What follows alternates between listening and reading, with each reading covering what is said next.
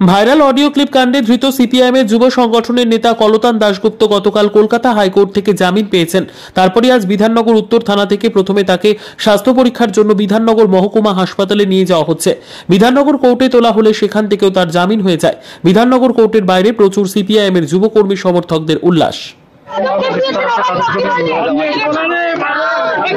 Junior চিকিৎসকদের লড়াইকে police এবং এই ঘটনায় অনেককে বেআইনিভাবে যারা গ্রেপ্তার হয়েছেন তাদের নিঃশর্ত মুক্তির দাবিতেও আমাদের লড়াই চলবে।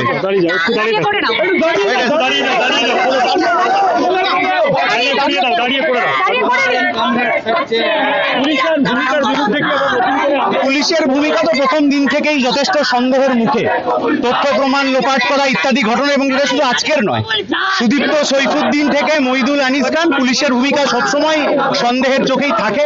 ফলে পুলিশ কার নির্দেশে এই কাজ করছে সেই আসল মাথার কাছে পৌঁছাতে আমাদের হবেই। হ্যাঁ, ষড়যন্ত্র।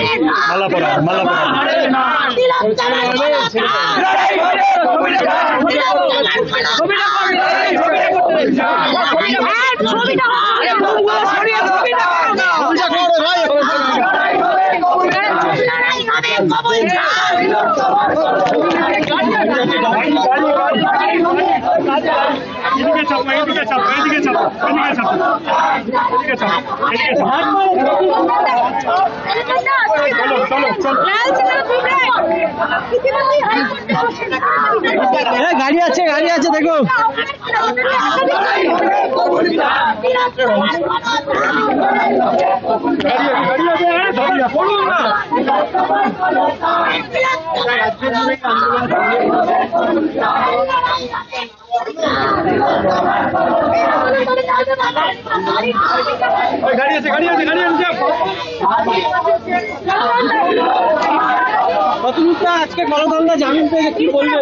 হওয়ারই কথা ছিল, কিন্তু এই মিথ্যে মামলা যারা সাজিয়েছিল সেই পুলিশ অফিসার আর সেই তৃণমূল নেতা, এবার ওদেরও খবর আছে, ওদের বিরুদ্ধে যা ব্যবস্থা নেওয়া নিতে হবে।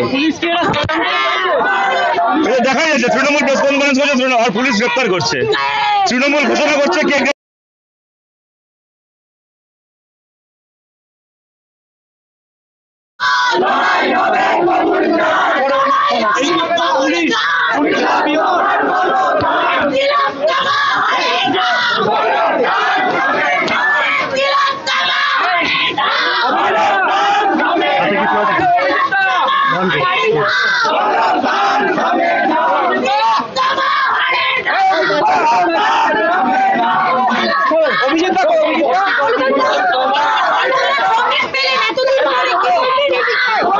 যতক্ষণ না নির্যাতিতার তিলোত্তমার ন্যায্য বিচার হচ্ছে ততক্ষণ আলাদা কোনো অনুভূতির ব্যাপার নেই।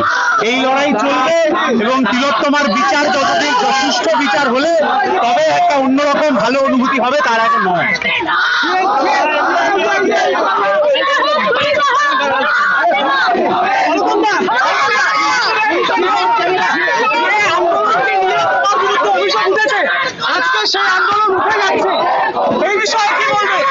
তিলোত্তমার ন্যায্য বিচার হতে হবে, তার জন্য আন্দোলন গোটা বাংলায় গোটা দেশে ছড়িয়ে পড়েছে। এই আন্দোলন চলবে ন্যায্য বিচার না পাওয়া পর্যন্ত।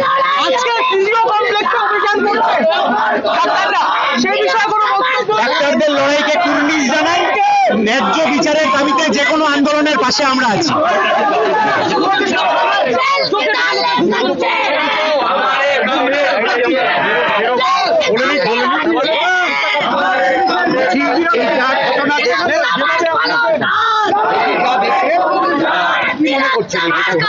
এটা একটা ষড়যন্ত্র, সেটা স্পষ্টই বোঝা যাচ্ছে। কিন্তু এই সময়কার সবচেয়ে বড় ষড়যন্ত্র ঘটেছিল 8ই আগস্ট মাঝরাতে, এই তিলোত্তমার নির্যাতন এবং খুনের ঘটনা।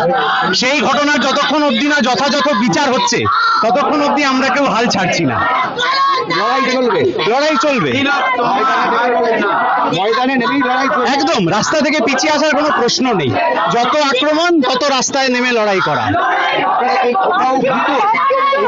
ভয়ের প্রশ্ন নেই। বরং এই ঘটনা আমাদের জীবনে আরো নতুন সাহস তৈরি করে দিয়েছে যে স্বৈরাচার যখন আমাদের বিরুদ্ধে লড়াইতে নেমেছে তখন আমরা ঠিক রাস্তায় আছি।